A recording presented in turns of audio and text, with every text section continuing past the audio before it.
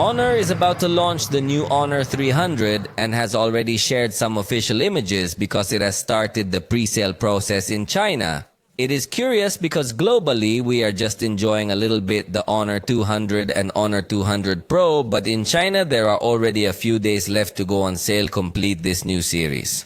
In the images we can see this design that, like the last generation, seeks to have an original camera module design, although personally I do not like it.